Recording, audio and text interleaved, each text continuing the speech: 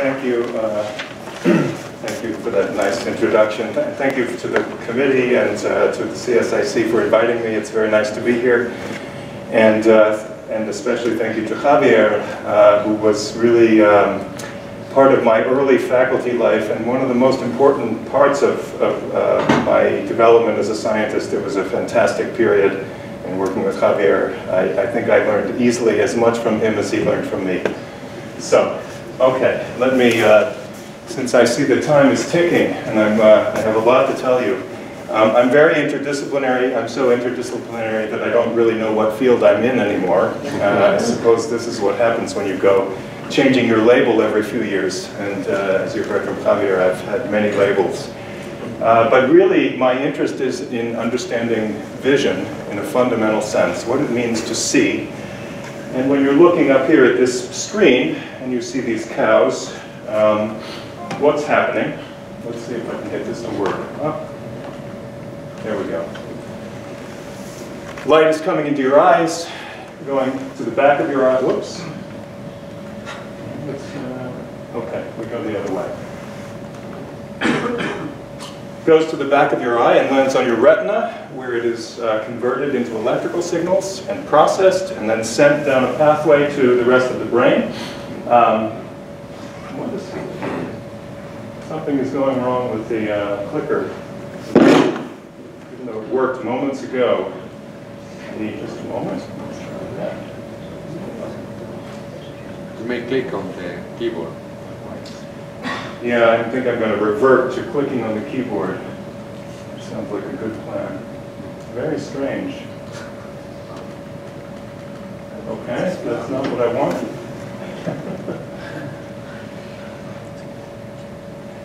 Okay, back to the keyboard. And do I have a pointer? No. So the only problem is I have no pointer, but I will manage. We'll make do.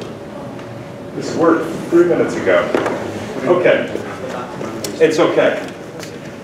Let's do that again. So, light comes into your eyes, lands on the back of your eyes, it's on your retina, it's converted into electrical signals, and it's processed and sent via relay stations to the back of your brain, where your visual cortex lives. And somehow, through all of that processing, you look at the screen and you say, cows, and mountains, and grass. So how does that work? And you know, when I tell my children that I study vision, they always look at me funny and they say, what do you mean you study vision? You don't have to study it, you just do it. You open your eyes and you see. Because we're so used to doing it that we take it for granted that this is an automatic and very simple process, but it's actually quite complex, and it's hard to even define what it means to see. So I'm quite interested, we know that this occurs through a sequence of transformations in populations of neurons in the brain, and I'm interested in understanding many questions, but the three that will be relevant for today are, how do those populations represent visual information, those populations of neurons? How do those representations enable or limit our perception? How do they determine what we can see? And how can we use those ideas, those principles, and those concepts to understand how to build better engineered systems, computer vision systems, image processing systems? Thank you. Let's see. Do I have a pointer? Oh, okay. Thank you. Okay, how do we use these things to build engineered systems? How can we use our knowledge of human vision, maybe learn some principles that will help us to design better systems that are engineered? So I'm interested in all of those things. And a lot of the work that I do really comes, I think, the sort of conceptual framing and the mixing across disciplines is, we think of interdisciplinarity as something new, something that happened in the last 10, 15 years or something, but really it goes back a long time. And my favorite story, and really the thing that got me into vision, is the story of color vision and trichromacy. So I'm going to just tell you briefly about that story because I think it so beautifully sets up the kinds of things that we can do, especially now in the modern age of computers and data. So the story of trichromacy is a spectacular interdisciplinary scientific story, and it goes back well over 100 years. It really begins with Newton, who points out that light, visible light, can be partitioned into wavelengths. And he does this by letting light into a hole in the wall and running it through a prism and noticing that a rainbow emerges. And he studies this for quite some time to understand what does that mean, how does this arise, and arrives at really a theory for understanding the fact that something like the light from the window, the white light from the window, is really made up of constituent parts, different wavelengths. And those can be pulled apart and then reassembled to make white light. So Newton notices this at the 1600s. In the 1800s, scientists figure out, and it's a mixture of, you would call them psychologists today, but they were also mathematicians and physicists, all working together to understand what do people see, what do humans see when you show them light of different wavelengths. And through a series of experiments that are really mimicked in a cartoon here, they came to understand the following fact, that if you take an arbitrary light with an arbitrary spectral wavelength, so here's a light that's sort of greenish and it's got some power spectrum over the different wavelengths, that's the distribution of power at all those wavelengths in this light source. If you split a screen and you have a human subject look at it, and these are the sort of experiments they did, and you put on the other side of the screen a mixture of 3 lights.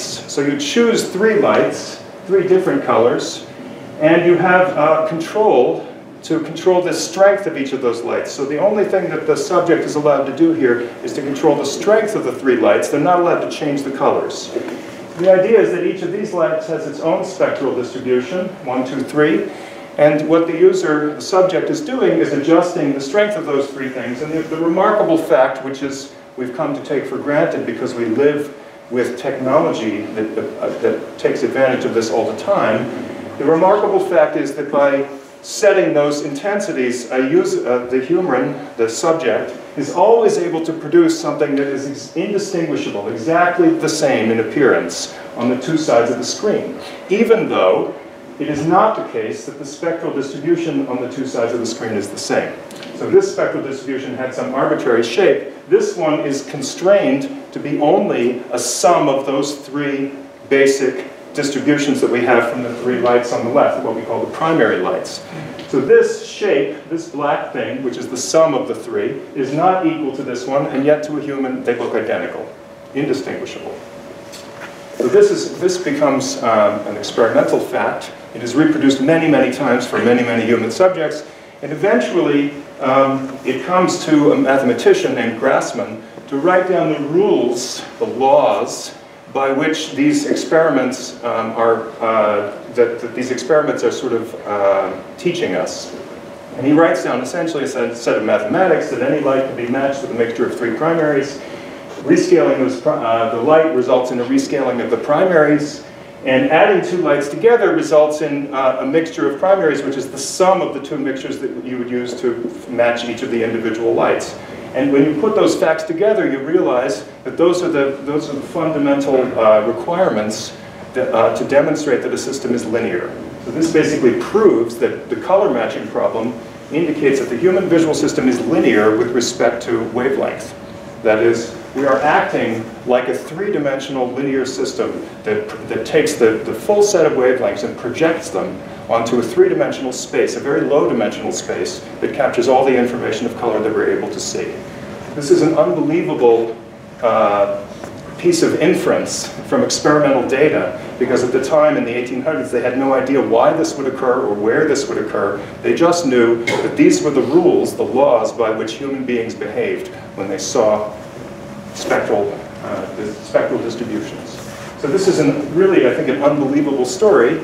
By the 1900s, early 1900s, this is so well established that we build standards for the representation of color in technology, and we begin to make color film and other kinds of color devices to present things to human beings that have, usually we use 3 color channels in all of the engineered systems because we only need 3, because the humans are only capable of seeing 3 dimensions of the color spectrum. So we begin to build devices, and of course nowadays we have devices like this, or the projector that is producing the image you're looking at, and all of these are built on usually 3 channels, because that's all that's required by the human visual system. And all of that goes back to those experiments in the 1800s, and of course that rests on Newton's findings from the 1600s. So to me this is an unbelievable story, and that's an example of a light from the natural world. That's the spectral distribution, the black line, and the 3 things here are the emissions of phosphors in a cathode ray tube from a color monitor from back in the, let's say, the 90s or the 80s. And you can see that the sum of these three things is not going to look anything like that black curve, but again, it looks the same to a human. And the engineering is such that we know now how to create patterns of light on screens that mimic the natural world, even though they're not producing the same spectral distributions as the natural world. Okay. So I don't want to belabor this, but so this is the 1800s, and by the time we get to the late 1900s, 1987 to be precise, only then do we understand and figure out and test the underlying mechanisms, and in particular we find out that they live in the retina. So this is a cross-section of the retina shown right here. In the back, it's a bit strange, the light path goes through all of these cells and lands on the photoreceptors that live in the back of the eye. Those convert light signals into electrical signals, and then they're processed by this network of neurons here, and they go through the final set of cells are called the ganglion cells, and those send fibers out the back of the eye. About 1 million fibers go out the back of each eye and send the information to the brain. So it turns out that if you look at the photoreceptors, these are cone photoreceptors under an electron micrograph of cone photoreceptors. And what you see is that in this blanket of things is that they're very tightly packed, and this is, like I said, where the light is transduced into electrical signals. So in the 1980s, 1987 to be precise, Dennis Baylor at Stanford and his associates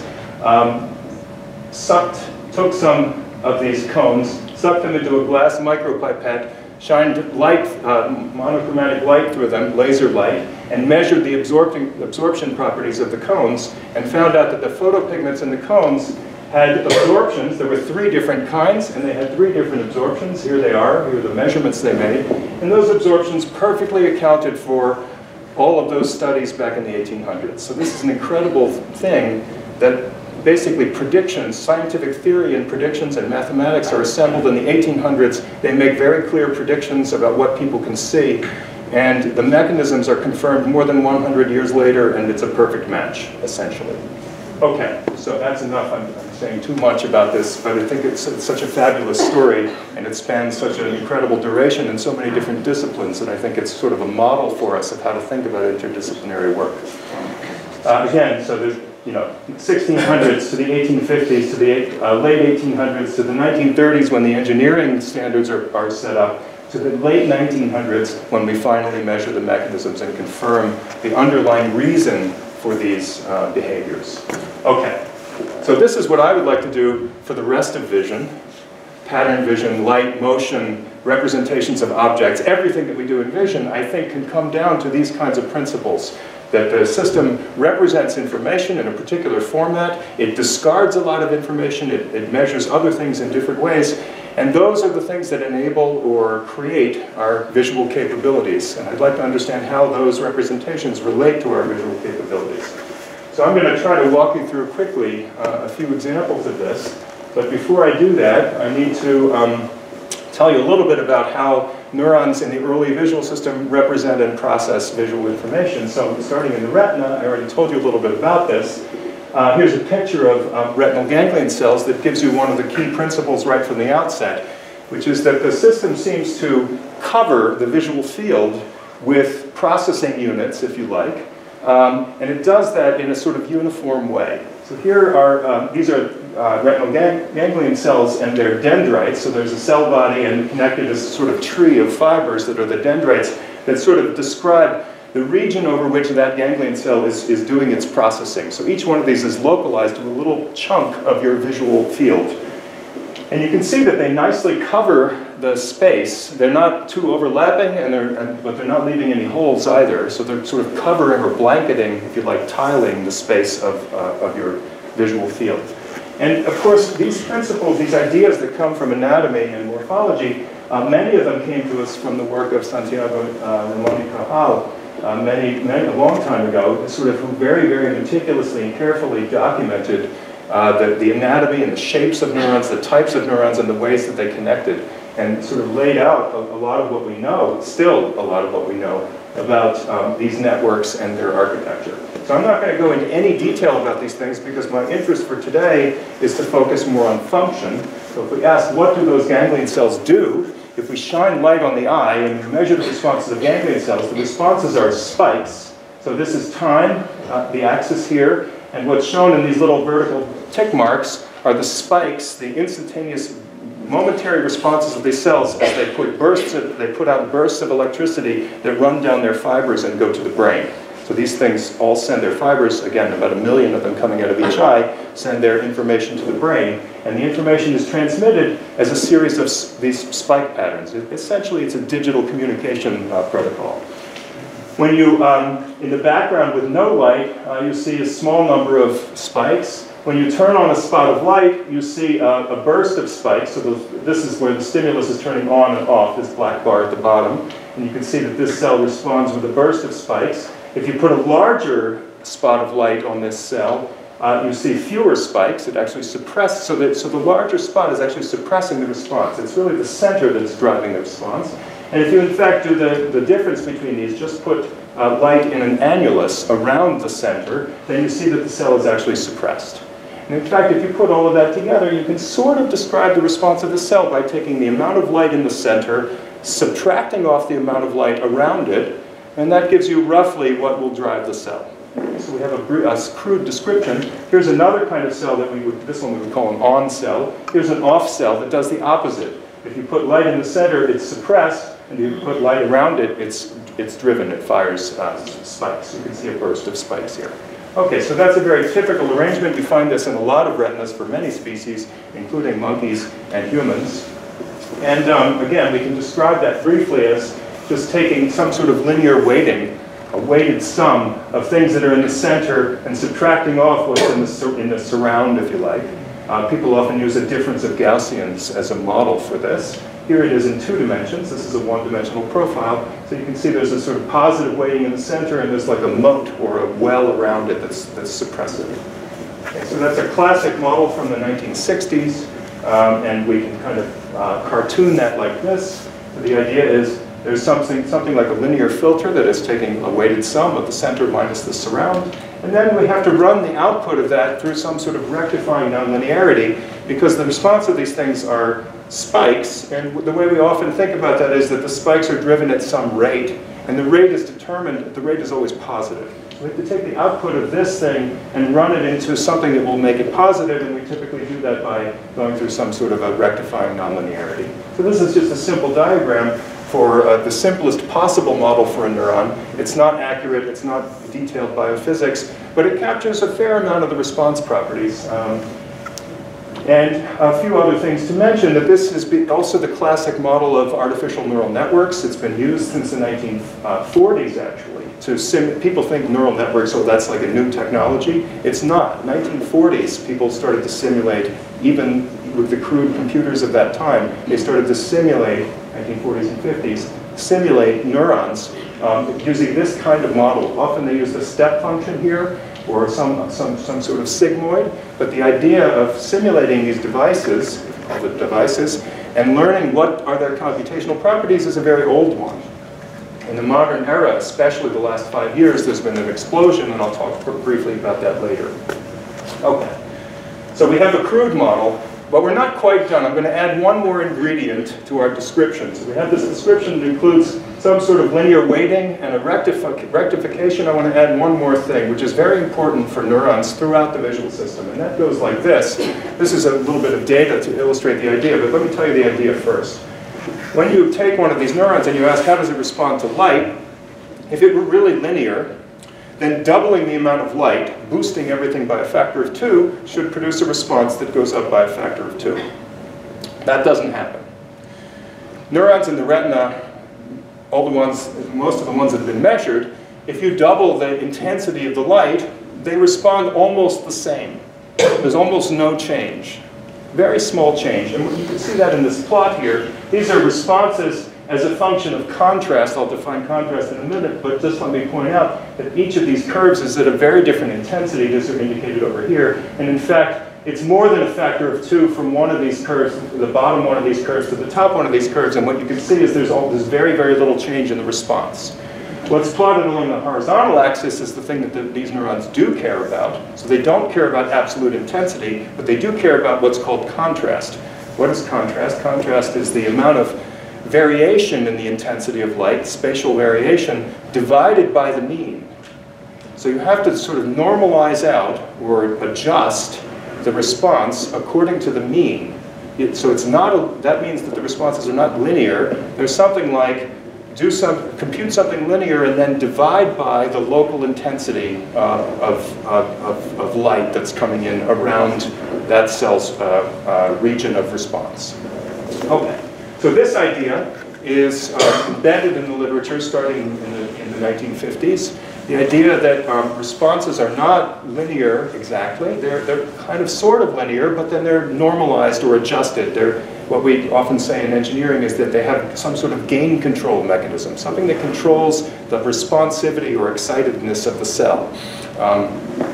And that idea is often these days built into models of neural response with something like this. So you take that same linear filter and you divide the response by the sum of the responses of a bunch of other cells. And the details of exactly which other cells and how many and how to combine them, that I'm going to leave aside because I don't have time to go into all of that. But the point is, this simple concept that each cell is responding not by itself, but always in the context of its neighbors, is something that we see throughout the visual system, starting in the retina, but we see it again as we go through the visual system. We see this kind of property appearing again and again and again. It's kind of a common recurring theme. In fact, if we go to what's called the lateral geniculate nucleus, which is the next place where the information goes after it comes out of the retina, we see again these kinds of behaviors. This is a model from Matteo Carandini's lab showing it's like an RC circuit. For those of you that know electrical diagrams, this is some sort of a linear filter. Again, center surround, so it's positive and negative, positive surrounded by negative. And this is something that measures local luminance, and we divide by controlling the resistor in an RC circuit, so that's kind of a local gain adjustment. Then we do the same thing again. We gather up the response of a collection of neurons, we square them, average them, and take the square root. So we measure something like this local standard deviation, and we then divide by that. So this is a two-stage normalization model that describes the responses of cells in the lateral geniculate nucleus. When we go into cortex, very well-known work by Hughes and Wiesel from the 1960s, they discovered that the cortical neurons, when they flash spots of light for cortical neurons, so here's what happens if you flash spots of light for, these are actually diagrams from their experiments. They flash spots of light for LGN neurons, and the little X's are places where the cell is driven, produces spikes, and the little triangles are regions where the cell is shut down, suppressed. And so you can see that little center surround architecture that I described earlier. The lateral geniculate nucleus, LGN, has that same kind of structure as the retina. And you see here an on cell and an off cell, in fact. These are cells from visual cortex, these two, C and D.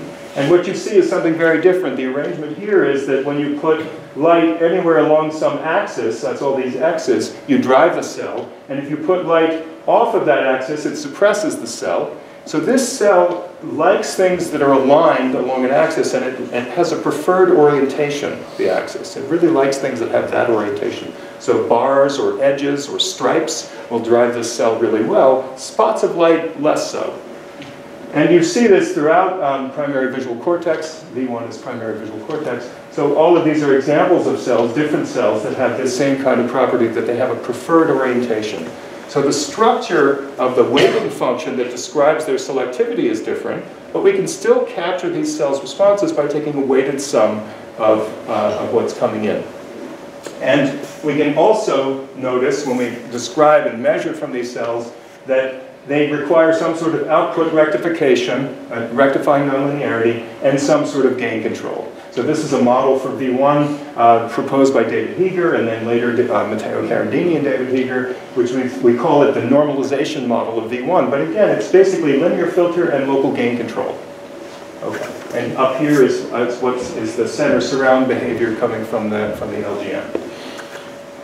Here's another one. This is one that I did. This was my thesis work, where we built a stacked version of two of these things. This is an extrastriate area, an area beyond primary visual cortex that's called MT, where the cells are motion selective. And it turns out that once again, you can build this kind of cell, or describe it, as taking a linear weighting function, a weighted sum of inputs coming from primary visual cortex, V1, and then doing again some sort of rectification and some sort of gain control. So those elements, linear filtering, rectification, gain control, and sometimes something called local pooling, which I won't go into, are things that we see again and again and again throughout visual systems. It turns out if you look in the auditory system, you see the same things. You see the same kinds of properties, the same basic behaviors. This is not a detailed model, it's an approximate model that captures what I think of as the most essential aspects of these neural representations.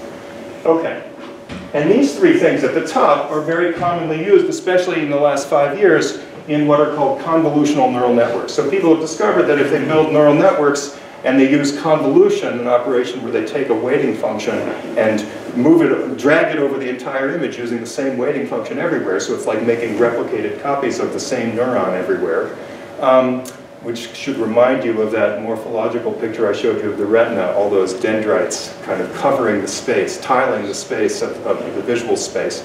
It looks like a convolution. So we can borrow that idea from the biology, and we can build artificial neural networks that apply the same operation everywhere. We can build neural networks, artificial neural networks that use convolution, and by stacking them, we can capture this process, this concept of a cascade of processing.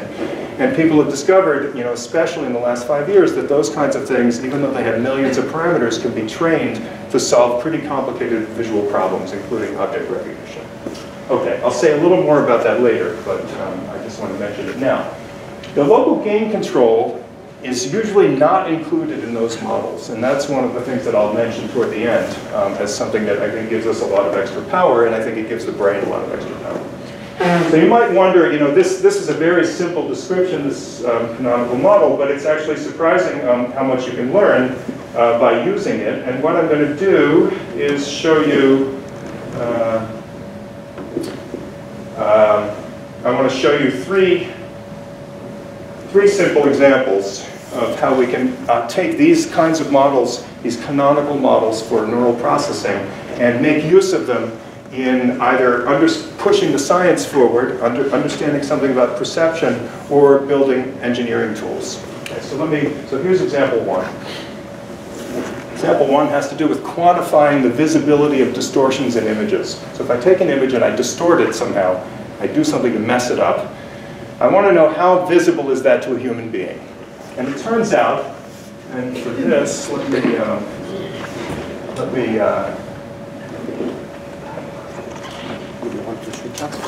there we go. So I want to make it a little more visible for you. Okay. So here's two images. The top one is an original image. The bottom one is a blurry and distorted one. And you can see that the distortions are pretty noticeable here. The problem is that the standard method of measuring distortion that's widely used throughout image processing and signal processing, because it's so simple and beautiful and easy to understand, is what we call mean squared error.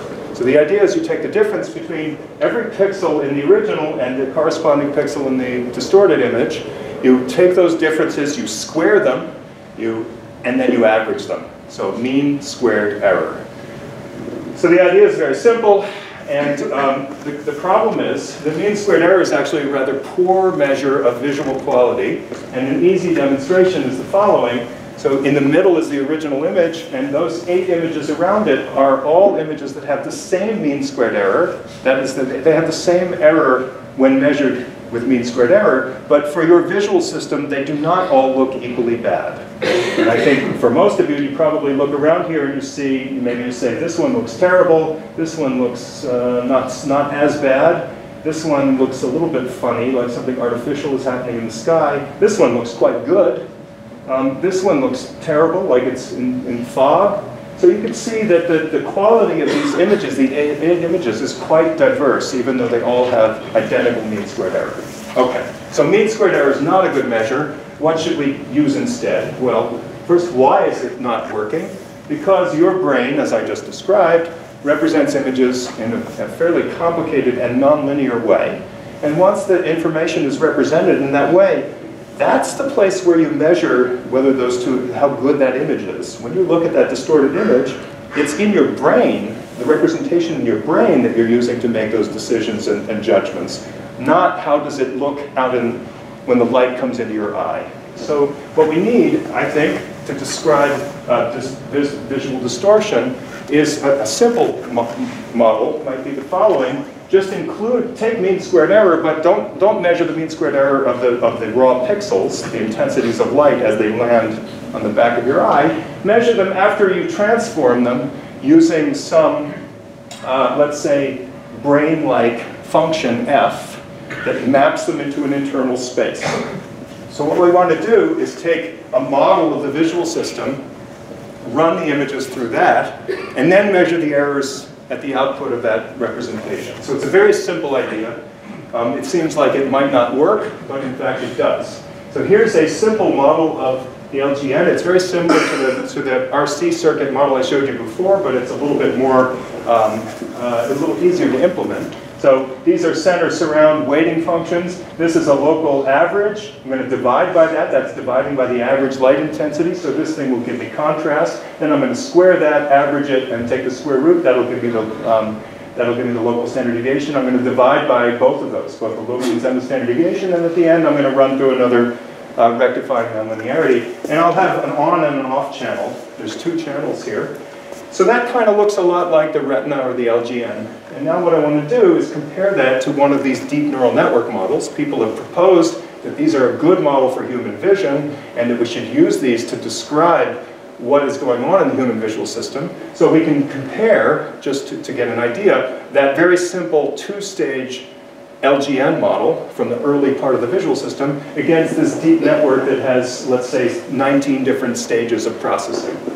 Now the deep network is trained on object recognition. So I'm going to compare these three models, the LGN model that I just told you about, this deep network that's trained on object recognition, and there are about a dozen parameters in this model. There are about 13 parameters here because the millions of parameters that are in that deep network model, we're going to train those for object recognition. And what's left is that we'll take a weighted sum of the mean squared errors over 13 different stages of that deep network and use that to estimate visual distortion. So we've got 13 parameters, we have to fit 12 here. And then we'll try a generic convolutional neural network that has 400,000 parameters just to see how that does in the same problem. Okay? We're going to fit all of these models to a database of human perceptual data where people rated different distortions with a number on the scale from 1 to 10. They sort of looked at distorted images and said, okay, that's a 3, this is an 8, this is a 2. And it's a large database, and it has a lot of images in it, and so we're going to use that data to constrain these models and to fit these parameters. When we do that, this is the result. All three models perform almost the same. Okay, so here's mean squared error. It doesn't do very well. This is the correlation of each of the models with the human data. Mean squared error, not very good, but these three models that I'm showing you here, the on-off model of the biological one, if you like, and the VGG model, that's the deep neural network, and then a general convolutional neural network, they perform almost the same. If anything, the CNN wins, but by only a tiny bit.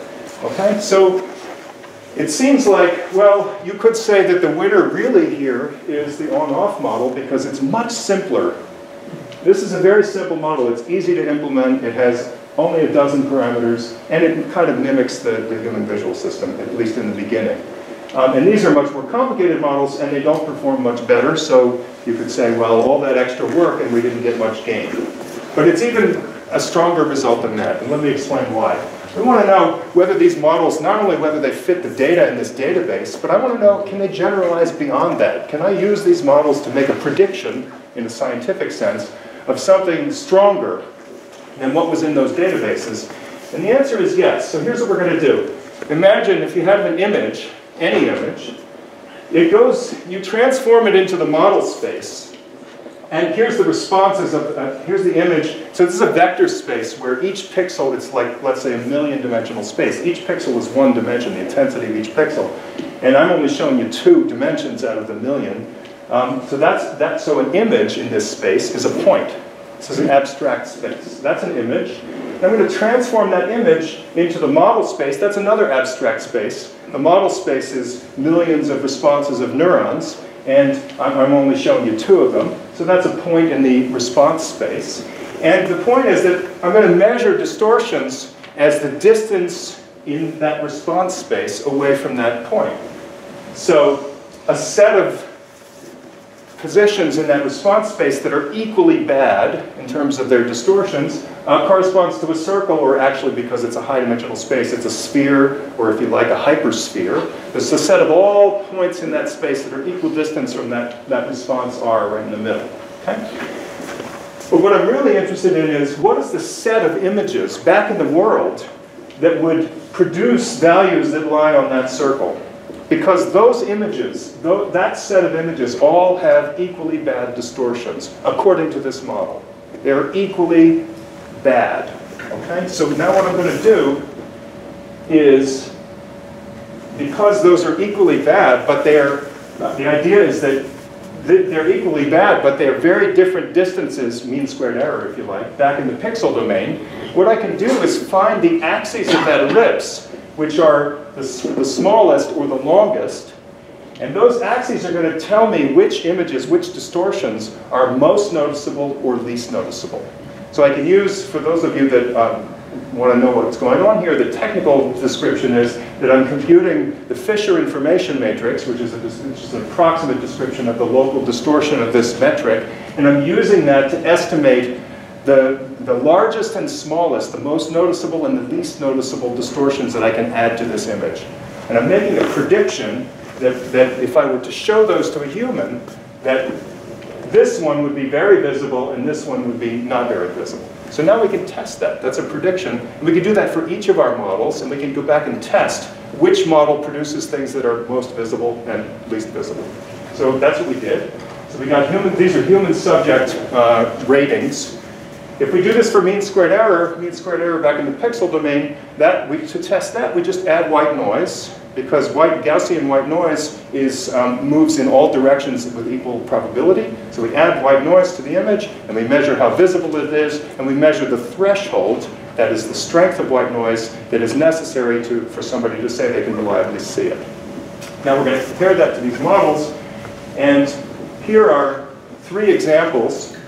So each of these models generates, this is an image at the top, which is the least noticeable noise that can be added to this base image of a parrot. This is the least noticeable noise according to the on-off model, the least noticeable according to the CNN, and the least noticeable according to the VGG model. So there's 3 different things. We can ask humans how visible each of these distortions are, and we can adjust the strength of the distortion until it's just barely visible, and we can ask which ones are most visible, that is, which ones have the lowest threshold or the highest threshold. And what we find is that when we do this for human subjects, this is averaged over 19 human subjects, the on-off model produces something that is much less visible. That is, we have to boost its strength by a lot more. This is the threshold, the amount of strength that we have to give to that distortion for somebody to see it reliably. We have to boost it a lot for people to see it, much more than for the CNN or the VGG distortions. Okay? So what this means is that the on-off model has made a much better prediction of what is not visible to a human. And we do the opposite. We also generate the most noticeable distortions. Each of the models gives us its idea of the thing that would be most noticeable. The on-off puts these funny little blobs, little blippy things, that are right in the middle of these black regions of this parrot's, I guess its bill and its neck. And these are extremely noticeable.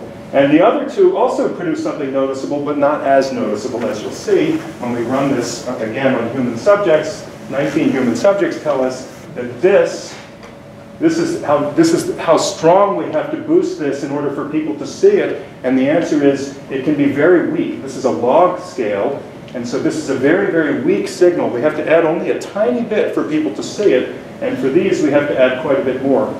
It's more than a log unit up, and here about a log unit up. So what you see is that the on-off model, the biological model, which is also the simplest model, makes by far the best predictions of visibility for human beings compared to these other 2 models, which are much more complicated. And I think this serves as a little bit of a warning for what we can get out of these deep networks and whether they really are good models for human vision. Okay, so let me press ahead because we're going to run out of time, and I have 2 more examples to get through. Okay, so that was about visibility of distortions. I wanted to know can we use a model like this to do something even more powerful? What I want to do is, I want to solve this problem. So when you put the picture of the world outside, the intensities of light are really huge range, huge range, especially if you're in sunlight. And what you can display on a screen, for example, is a very, very small fraction of that range. And even if you have a really good computer screen, you're not even close to what is outside. So the question is, how do you take an outdoor scene, and this is a cartoon that Valero Lapana, who was a postdoc in my group up until last year, his wife is an illustrator and an artist, and so she drew a nice cartoon to describe this project. So this is somebody looking at an outdoor scene, and internal inside of their head, they have some representation of that scene. And they take a photograph of it, and what they want, of course, is later on to take that photograph, put it on a computer screen, look at the computer screen, and what you hope is that what you see on the computer screen looks kind of like what you saw when you were standing in the real world looking at it originally. You're trying to replicate or reproduce what was there in the original scene. Of course, what I just told you, this screen is only capable of capturing a very small portion. So here's an actual scale bar. These are units in candelas per meter squared, if that means it might mean something to some of you who are in the Institute of the Optical, but not maybe for the rest of you. So real world distribution of light goes over this huge range. That's the blue bar. Human visual system is capable of perceiving things over most of that range. But here's a typical computer screen, which covers a very, very tiny dynamic range, okay? So this is the problem that we have. How do I put something on this screen that looks like the outside world, given that constraint? And what we're going to do, and here's an example. This is, I'm standing, this is actually a meeting I went to in Mexico. I was standing on the balcony, and I was struck by how bright the light was off in the distance in the hills. And when I was standing there, I could see off in the distance all of the mountainside, but I could also see everything that was happening in this bush and in this plant that was right in front of me. And you see from the photograph that you can't see anything. This is all black. And of course, if I go into Photoshop and I manipulate it and I turn a lot of knobs, I can spend some time and make it a little bit better. This is what I did here. So now you can see a little bit better what's happening in here, but it's still pretty dim. When I was standing there in person, I know that I could see everything. I could see there was some sort of insect crawling on the leaves over here. I could see that. I could see inside of this tree and this bush over here. All of that detail was there for me when I stood in that scene, and yet my camera is failing to record it, and the screen is failing to display it. So the question is, what can we do about that? And what we're going to do is solve an optimization problem. So we're going to take the metric, something very close to the distance metric that I described in the previous project, and which is, the internal representation of the original scene, that's S, and the internal representation, the brain representation, not of the original scene, but of whatever it is that's coming out on the computer screen. We'll call that I. So I is the thing that I get to adjust. I can change the computer screen and put whatever I want on there, as long as it's in the range that's allowable by the computer, the range of intensities. And the question is, how do I choose those intensities to make them look as close as possible? I'm going to minimize as close as possible to the original scene. And the measurement of distance is, again, internal to the brain. It's using this function f, which is supposed to mimic what the brain does. And I have to minimize this over I that lives in some constraint set, and the constraint set would be something like the range of intensities that's allowed on the screen. Okay? So this is a constrained optimization problem for those of you that know what that means. And I need to solve it. And these days, we can get computers to solve things like that. Right, so this is just to remind me to tell you, this is an indication that I has to live in the set of displayable images. Okay, so we did that, and how did we do it? We basically threw this thing into a big optimizer, and we used stochastic gradient descent to solve for the image that best that produces, that can be displayed on the display, and that is as close as possible to the original. So this is a high dynamic range original image of Yosemite Falls. You can see that the waterfall is very bright, it's light. The things in the forest are very dark, it's a lot of shadow and shade. This is a state-of-the-art computer graphics method for solving this problem. This was published a few years ago. These guys came up with a very clever algorithm for doing this. It has about 8 or 10 parameters. Normally those have to be hand adjusted in order to get it to look right. So it's sort of like the process I described to you with Photoshop, right? You take your image, you put it into Photoshop, you can make your photograph look better. But it requires a lot of manual adjustment. And what you're really doing is some sort of optimization using your own visual system, hand optimization, in order to make the image look better. What we did is completely automatic. There's no human in the loop. We just said, take this image, these are the intensities that we're trying to render, figure out how to display them on this screen so that they look right, and we optimized, and that's what we got. So you can see that this image that we produced actually is even more contrasty than the original, and a lot of the detail is actually quite good, even in these very shaded regions. So there's something very interesting that this method that we've developed automatically knows how to boost and adjust the contrast. If you've ever done this in a program like Photoshop, you know that making these adjustments is tricky, and often if you do the adjustments wrong or you do too much, you create artifacts. You create things that don't look right. They don't look natural. And I think that it's actually remarkable how natural this looks, even though it's a completely automated process. Okay, let me show you just a few more examples. This is a church, really strong example because now the light from the windows is very bright compared to the intensity of light inside the church. Any of you that have taken pictures inside of churches know how this goes. It's very difficult to actually capture what you're seeing. This is again the result of that state-of-the-art graphics algorithm, and this is what comes out of our automated procedure. So again, I think that having a model for human vision allows us to, a quantitative model, allows us to do certain engineering tasks that require this kind of optimization in order to optimize the appearance for a human being. And there's a color version. I'm going to skip past this. Basically, we can do the same thing, the constraints on the display, if it's not just intensity, but let's say we have a display that's only black or white, like we have a printer, and it can only put down black ink or leave the white paper. This is the result of applying the same kind of metric to, it's called the dithering problem. How do I render this image in black and white? And this is a standard procedure, the Floyd-Steinberg method of error diffusion, and this is what we get by using our metric. Okay. Let me go to the third example because I'm getting close to the end of my time. One more example. So now this is no longer about optimizing human perception. What I want to do is borrow the architecture from the visual system, this idea of linear filtering and local gain control and rectifying nonlinearities. I want to build a model that uses that kind of architecture, and I want to then use that model to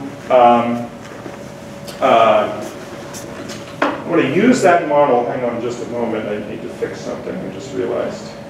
I'm going to use that model to actually solve an image processing problem. And I'm realizing I forgot to change something this morning that I meant to change. So let me just fix that quickly. And, okay, here we go. Okay, so I'm going to solve an image compression problem. So how does image compression work? Many image compression systems operate in the following way. They take an image, they transform it into some other space, and the transformations are almost always linear transformations. So the two most well-known compression methods for images both do this. They use a linear transformation.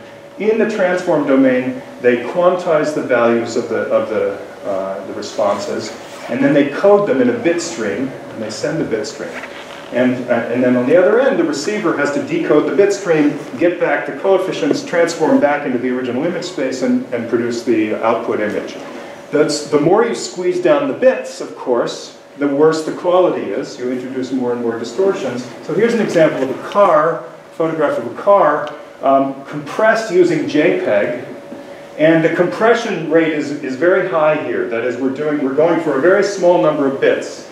And because of that, JPEG uses what's called a block DCT. So it takes that image, it carves it into little non-overlapping square regions, blocks, and it codes each block separately.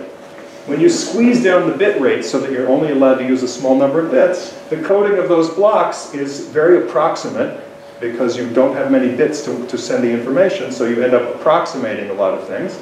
And the blocks end up mismatched with each other, and you see the boundaries of the blocks. So this is a very blocky looking image, even though the original had a nice, smooth, and beautiful photograph of the car. Here, there are things that are either blurred or sort of blocky. JPEG 2000 uses a different representation called a wavelet representation, and it produces a different kind of artifact. They're not really blocky, but you can see that, like along diagonal edges, there's a lot of funny stuff going on. So the question is, if we use the representation that is more like the human visual system, and we introduce the distortion, the quantization, and the bit coding in that representation, can we do something that will produce errors that are less noticeable to a human being? So it's related to my previous two examples, but now we're going to not optimize, we're going to actually build the entire architecture to look kind of like the visual system. So we did that by, I'm sorry for the technical diagram, I meant to make a nicer picture of this, but I didn't have a chance. We're going to do that by making a three-stage model that's kind of like the models that I've shown you for the visual system. It's 3 stages of linear filtering and rectification and local gain control.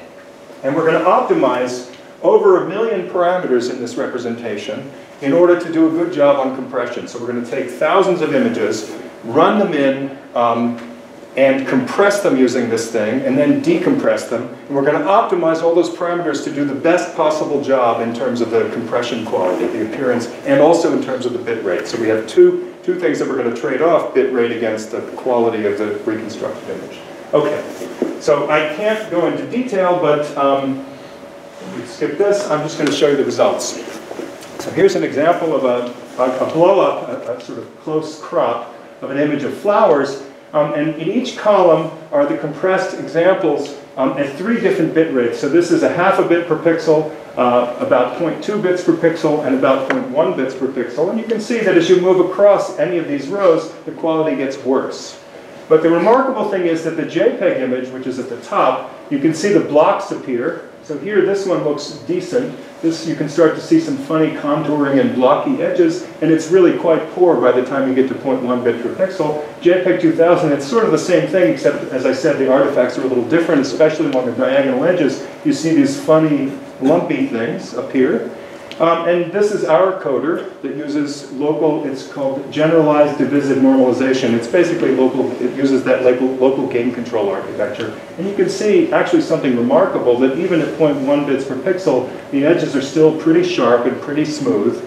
And something interesting, it's almost like it decides to leave out some details. So if you look at the top of this flower petal here, there's a little notch in it. And you look here and the notch is still there. And by the time we get to 0.1 bits per pixel, the coder just decides to eliminate the notch because it's taking too many bits to represent that. So it just cuts it out. But it produces something that doesn't look so bad. So the artifacts are remarkably unnoticeable, even though we've squeezed ourselves all the way down to 0.1 bits per pixel.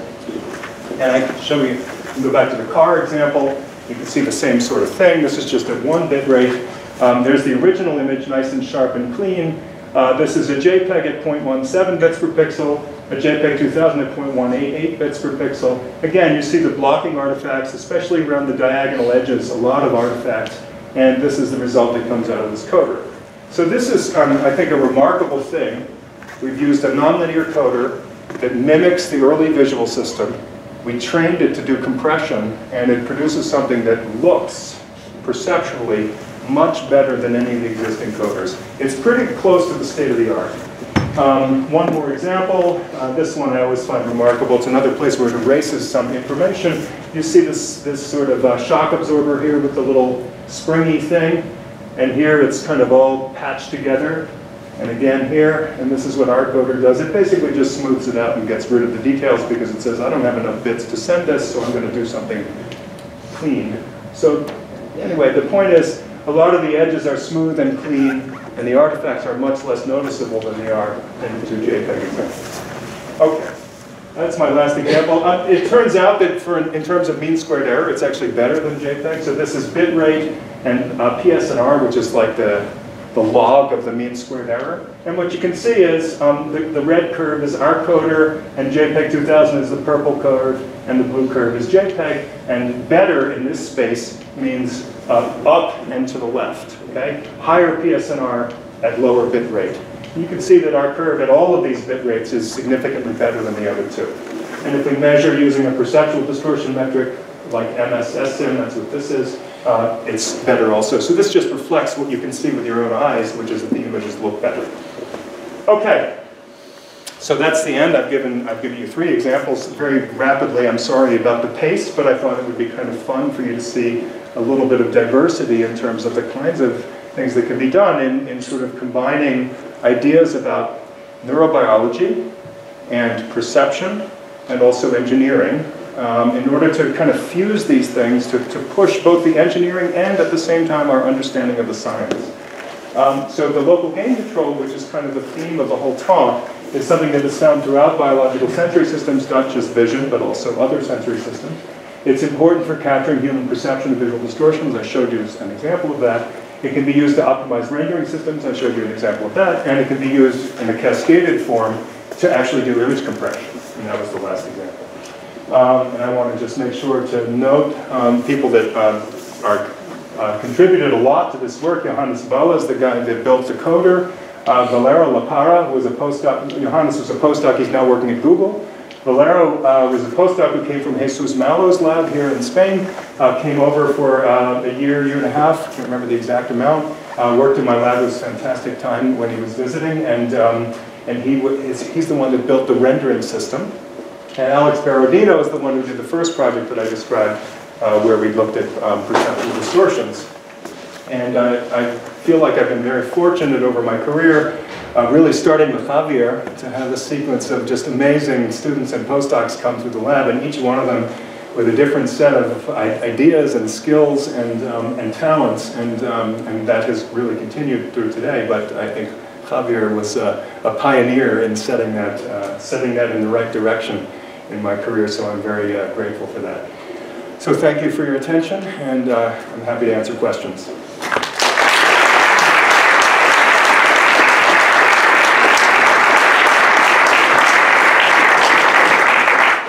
That's too bright. Hello. Here we go. Okay, there's time for 2 questions. Anybody wants to ask anything?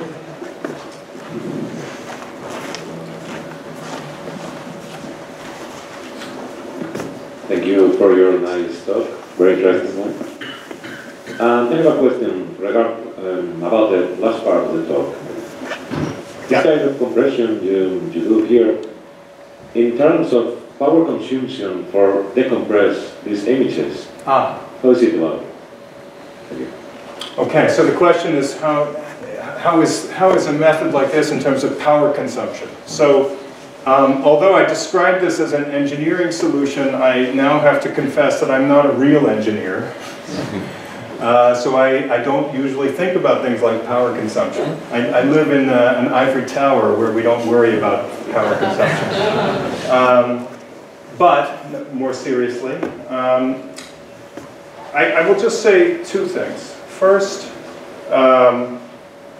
one of the amazing things about neurobiology, you think about all these things that are happening with deep nets now, and people are describing how they can recognize images and faces and play games, video games, all kinds of crazy things.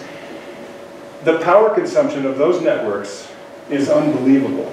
They're eating through megawatts in order to train and run those networks.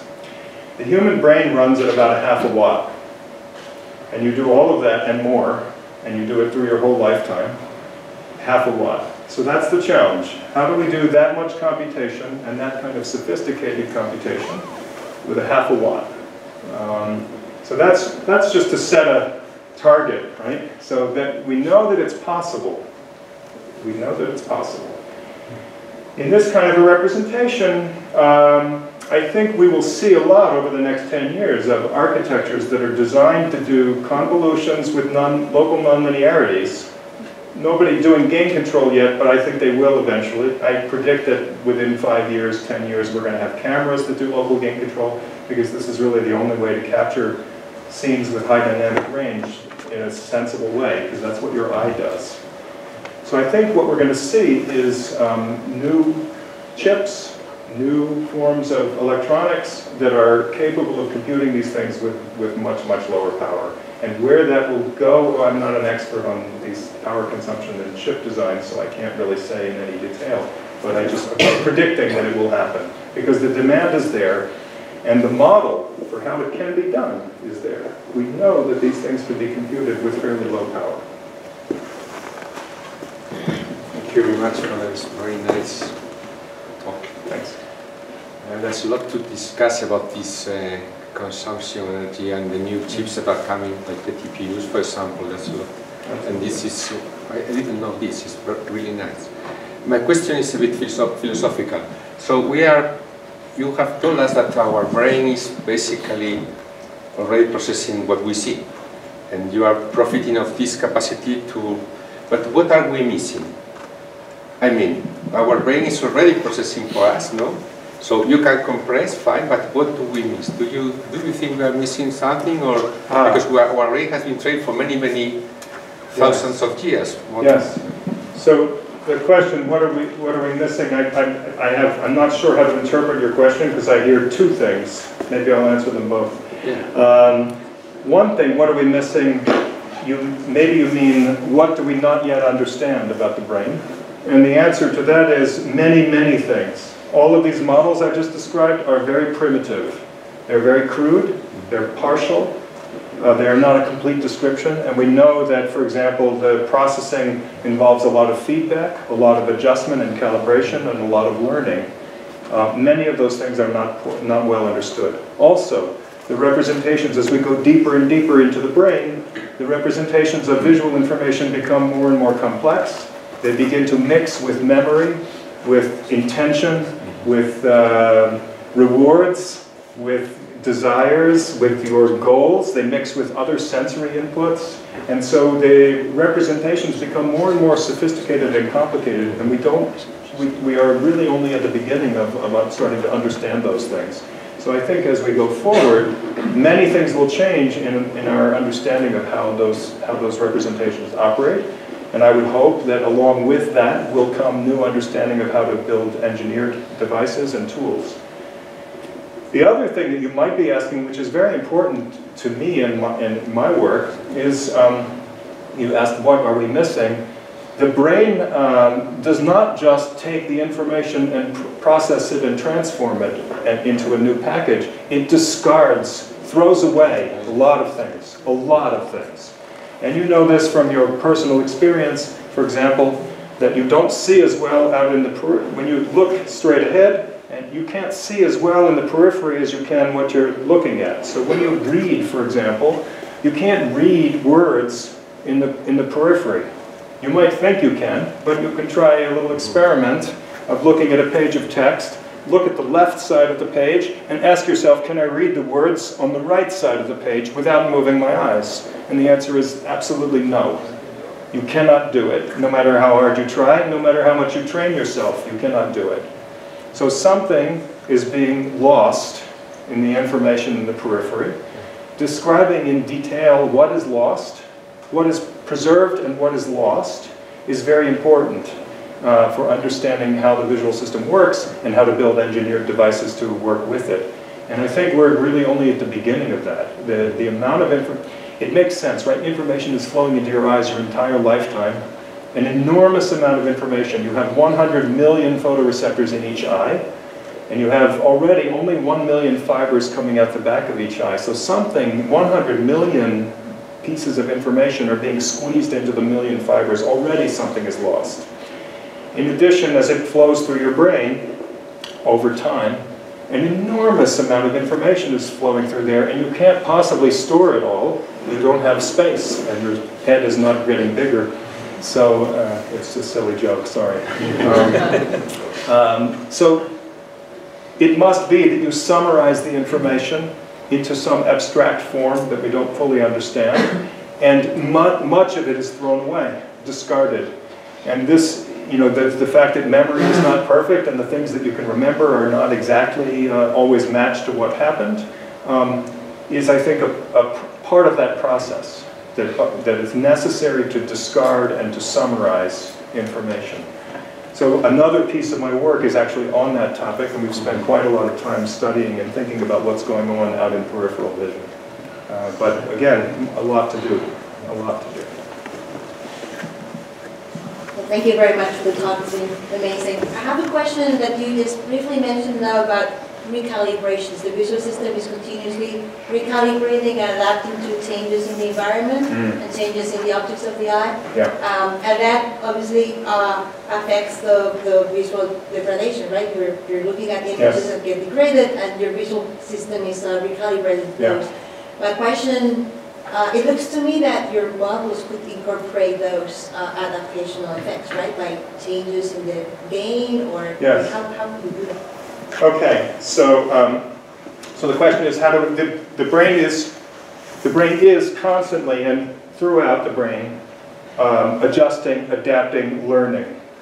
Those processes happen over many time scales. Some things are very rapid, some things are a little bit slower, some things are over your whole lifetime. And we don't fully understand those processes, but we know that they're there. And I think it's one of the things that really differentiates a system like the brain from most engineered systems. When we engineer a system, we usually set it up to operate in a very rigid way. We try to get it just right, and then we leave it alone. Maybe we have, like on your printer, you probably have like a calibration mode, where you tell it to calibrate, and it adjusts something like the pressure for the ink nozzles to get them correct, because it knows that they can get out of whack. But there you just do a calibration, and then you leave it alone. And then a month later, you come back, you do another calibration. So how do you build a system that is calibrating while it's operating all the time? While it's operating, it's changing. It's very strange to think about, because you ask yourself, how can it possibly be that it can maintain any stable representation of anything if it's changing and adjusting itself all the time as it goes? We don't know the answer. I think it's a beautiful mystery. The gain control description that I gave you is a form of adaptation. It's a rapid adaptation. It happens throughout the system. It happens pretty fast. Milliseconds, maybe tens to hundreds of milliseconds. Maybe it spreads out into seconds or even minutes at the most, but it's not hours, days, years. So I think we're only putting in a piece of adaptation, but it's an important piece.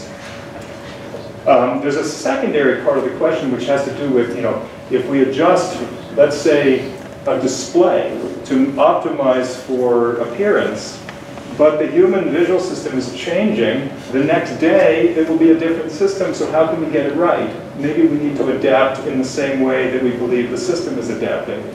I don't really know how to do that, so for the time being, we kind of keep going with engineering that is sort of stable and fixed, and processes and algorithms that are not really going to be as adaptive as the brain. But I think, again, I think that's, if I want to make a projection, I think the future of engineering, I think we will see a lot more adaptive signal processing. There is a history of adaptive signal processing, of course. It goes back well to the 60s at the very least, if not earlier. And I think it never quite caught on in sort of mainstream signal processing, partly because the principles and the rules are difficult. They're difficult to establish. So linear systems, the rules are very, very clean and very exact, and we write them down and we teach our students, and everybody knows the same rules. I think with adaptive systems, we're still searching for, how do you describe these things in a way that is fundamental and complete? And I don't think we quite have that yet. Although if somebody knows, if somebody thinks that I'm wrong in that, I would love to hear about it. I would love to be wrong. Okay, we have time for 2 more questions. I enjoyed your presentation from the beginning to the end. It was amazing. I'm sorry, you were blocked. I enjoyed your presentation. But I have a question, because you presented a world that is frozen or still. That means time didn't appear in all your presentation, but not only in yours. Generally speaking, in all works related to computer vision, time doesn't appear, and even in the convolutional neural networks that you presented, they deal with vision applications on a frame-by-frame, isolated frame-by-frame basis. Yes. I am interested in the time evolution, mainly in the quality of experience arena, which includes this the gradations area you mentioned. Can you elaborate on the time evolution? Because it's not just only that I analyze one frame, the next one, but there are visual effects that deals with time, mainly in the quality of experience arena. Yes. Time dimension is much more important than the other thing. Yes. So I completely agree. Everything I just described is static snapshots because, well, we have to start somewhere. The history of the field, of course, is, as you said, many people studying spatial vision, often different people studying temporal vision.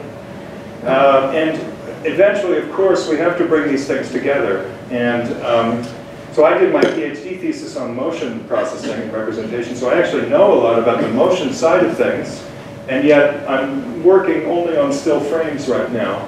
I do have a hope and a plan that in the next, like, 5 years, we will start to be able to put these things together and to look at spatiotemporal, the evolution over time of imagery, and how it is that those things are represented, and how we can use that to build, let's say, quality metrics, or enhance our, image processing or computer vision algorithms. But I don't have any. I only have one example that I could have shown you, which is a recent piece of work looking at the temporal evolution of visual information, let's say in a movie, and showing that the internal representation of that information, if you measure what happens to that information in the pixel space, much of the information that we look at follows trajectories in the pixel space that are very, very curved and complicated. When objects move or deform, the pixel, the intensities in the high-dimensional abstract space of the pixel intensities, the trajectory that is followed is very complicated. So we have a conjecture, a theory, that internally what the brain does is it tries to take this complicated trajectory and flatten it out so that it's more predictable, so that the brain can do a good job of knowing what will come next. So that's a theory, and to test that theory, we came up with a methodology for measuring the curvature of natural sequences as represented inside the brain, but we measure them using psychophysics. So we have humans look at frames from a movie, and we measure distances between those frames, and we learn from this the metric properties and the curvature of their internal representation. And we have a very nice set of results now showing that for natural movies, they're much straighter when they're represented internally. And if we make unnatural, artificial movies, then they're much more curved inside the brain. So that's the beginning of something that goes in the direction you're asking for, understanding how to think about temporal processing and how representations operate over time. But we don't have a full set of answers, and I haven't been able to do these things, rendering or quality metrics in the time domain. So that's to come. Or somebody else, other people will do it. I know there are people interested in this. So. Okay, last question. Thank you for your talk. It was inspiring. So I would like to ask in the line of the last question, which is when you produce images for visualization of data, I would like to ask which ones are the aspects you should encourage or you consider more important to handle or to consider in order to make more clearer or neater images for users to understand the data that you are visualizing. For instance, the contrast, we should consider the color range, the intensity, which aspects you consider they are more important for making clearer. So, I guess I'm not sure which thing you're asking. Are you asking what do we tell our subjects to look for when we do these experiments on humans? Or are you asking when we're designing our algorithms, what things are we trying to include or take into account? I think it's more or less the second one. So we're hoping to not make those decisions. It's almost like we're trying to use models that we have for the visual system, the biology, to answer the question rather than answer it by designing it. Right? So the point of the metric that I showed you is to ask, rather than make a statement up front about which things matter, okay, I have to include contrast, I have to include color, I have to do motion like this, I have to do this, rather than put those things in by hand and then adjust them to figure out how to combine them, we're hoping to allow the representation, which is inspired by the neurobiology, we're hoping that that will just answer the question. That all the things that are represented in that's the answer. Whatever it is, whether it's contrast or luminance. And in fact, it does provide an answer. And when I showed you the rendering examples, when we took high dynamic range images and re-rendered them to display on a normal display, the balance of intensities and contrasts and that shows up in those images is the answer to your question. Except that we didn't design that in on purpose. We allowed it to emerge from the model. You see? Yeah. So it's a little bit of a fun, maybe a strange approach from perspective of engineering, because instead of writing down what we're trying to do and saying this is the goal and we're going to put this in and this in and this in, we just said no. We're going to build something that mimics what the human visual system does, and then that will give us an answer as to what is included. Okay, thank you very much, everybody. I think it's time to finish. I just want to thank you again, of course, the speaker, for coming from the United States, giving a really nice talk, and also the Vice President to come here, and to all of you, especially those of you that have come outside the campus. So thanks a lot, and we wait for you for the next conference in this cycle of Colloquium Marie Curie. Thanks a lot. Let's end it.